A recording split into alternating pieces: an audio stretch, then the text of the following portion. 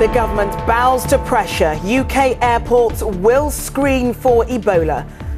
Passengers arriving at Heathrow, Gatwick and Eurostar terminals will go through enhanced screening for the disease. Also on the programme, the Met defends its colossal hunt for Alice Gross, the teenager finally found dead.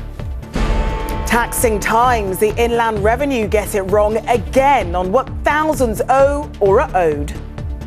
And ID plates for bicycles, a police commissioner's plan to curb bad behaviour on two wheels.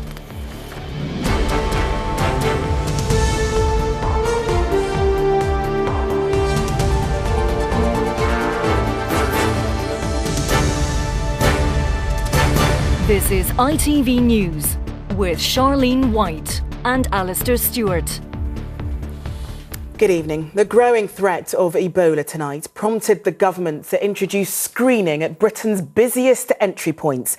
Travellers arriving at Heathrow and Gatwick, as well as on the Eurostar, will be assessed by medical staff before being allowed into the country. Downing Street says it will provide an additional level of protection against the virus, but it is unclear tonight how many passengers will be screened and what form any tests will take.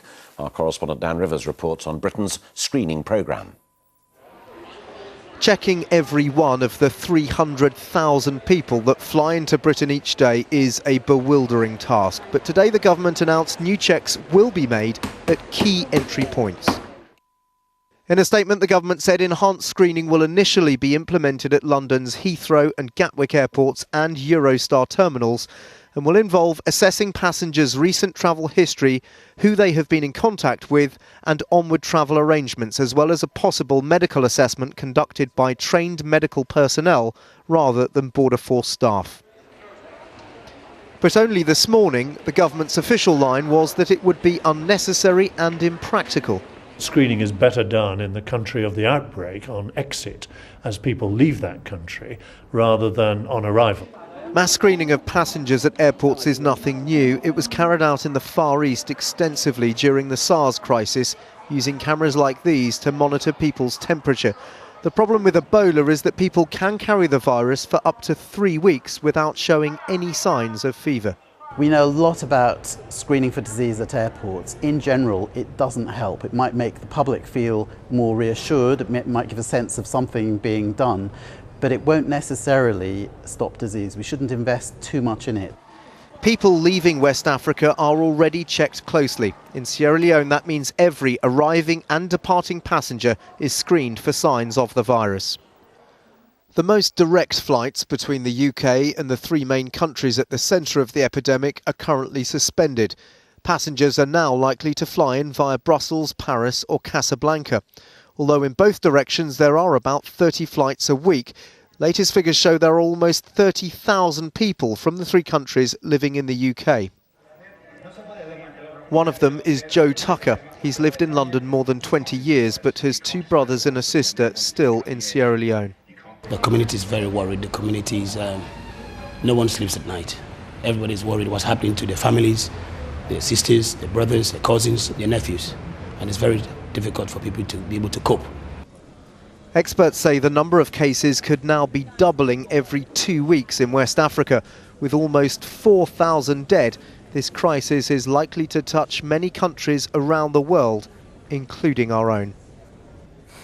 In the past few minutes, the Foreign Office has said they're investigating reports that a British man has died of Ebola in Macedonia. Well, Dan Rivers is with us in the studio. Dan, what more can you tell us about this? Well, this at the moment is being attributed to Macedonian officials. It's very early stages, as you say, just before we came on air, really, this one wire has crossed, suggesting that a British man has died from suspected Ebola. If this is confirmed, this would be the first British victim of Ebola, clearly hugely significant, and just goes to illustrate the worldwide nature of this epidemic. There is also a suggestion that a second Briton is being checked for symptoms of Ebola. So this all coming from the Macedonian government, not being confirmed yet by the Foreign Office, who are investigating, but clearly it's a worrying development. OK, Dan, thanks very much. Well, let's get more on today's screening announcement. Tim Ewart is live at Heathrow Airport for us this evening. Tim, what have you been able to find out in terms of detail about tonight's announcement? Well, this screening programme, Alistair, is going to be a big ask. Let me tell you that on an average day here at Heathrow Airport, 95,000 people arrive. In August this year, there were 7 million passengers going through this airport alone. So add Gatwick and the Eurostar terminals to that, and you can see what's involved.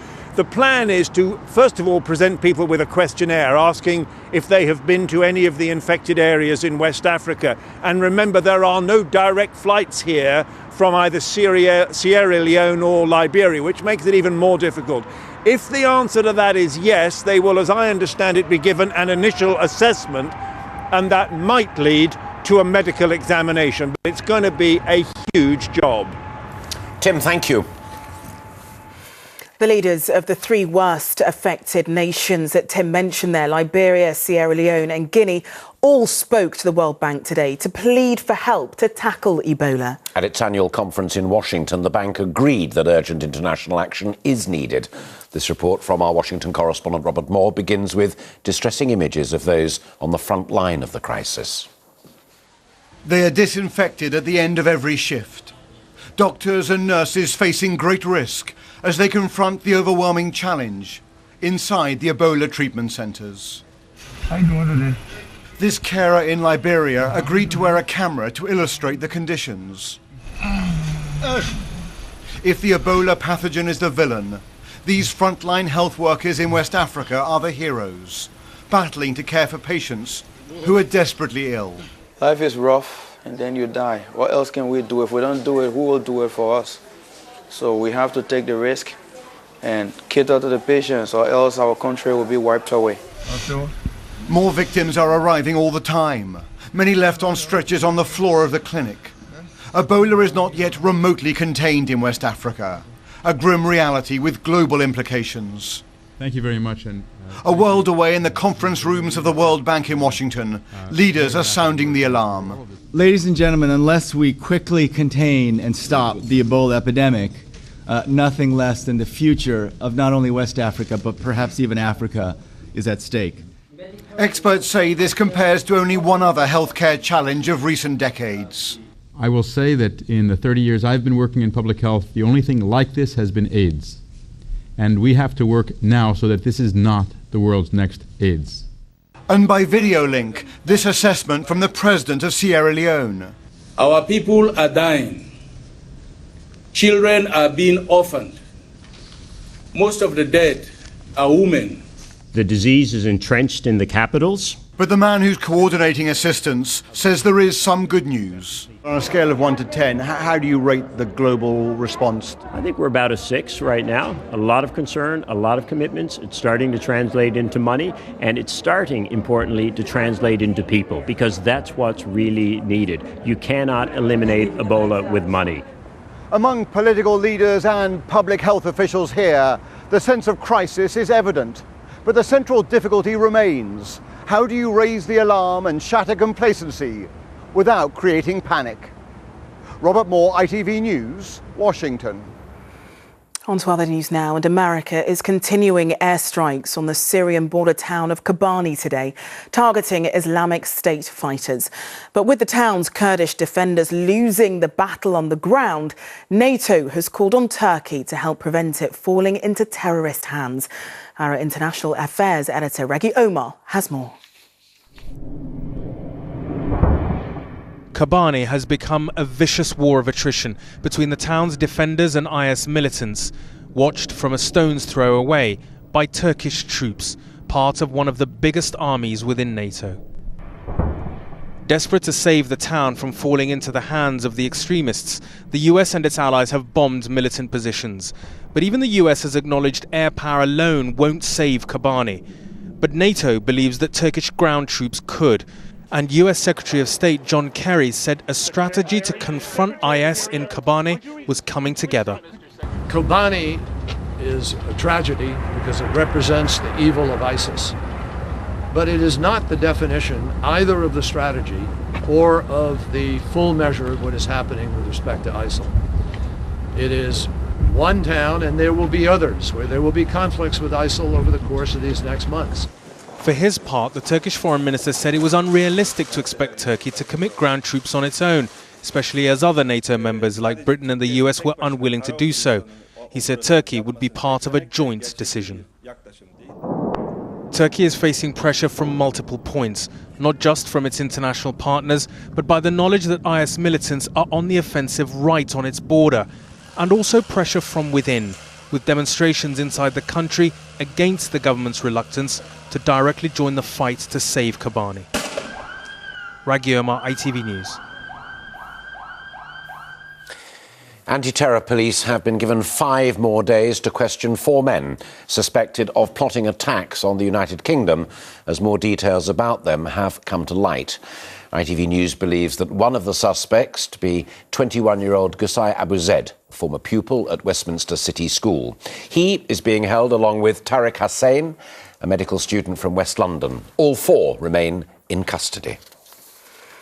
The deputy head of the Metropolitan Police today defended his force's handling of the Alice Gross murder investigation. Officers were criticised for apparent delays in finding the bodies of both the schoolgirl and the man they suspect of killing her.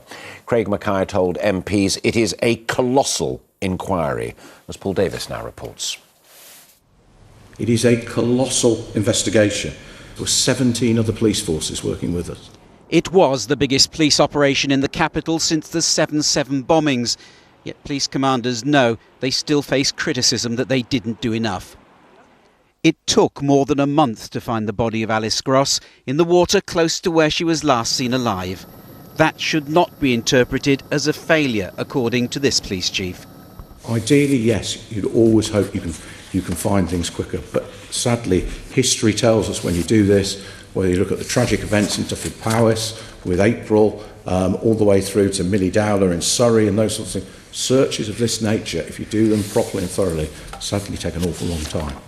Questioned by the capital's police committee, the deputy commissioner said he was aware that in the early stages of their search for Alice, some information hadn't been shared with the public. The possible link with Anis Zalkans, the man seen following her on the towpath. There may be operational reasons for this, he suggested. If you're sitting there as the senior investigating officer, there are things you do not want to put in the public domain. There are things that only you know and the person who may or may not have committed the offence knows. And you do not want to put those out there. Anis Zalkans remains the prime suspect in the murder of Alice Gross. He was found hanged in woods a short distance from where Alice's body was recovered.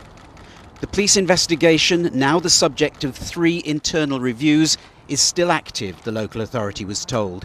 There's likely to be another 2 weeks of searching before it reaches its conclusion. Paul Davies, ITV News. Still to come, why thousands of us may have been given wrong information about the tax we've paid. And the new proposals targeting cyclists who overstep the mark. We'll have the full story after the break.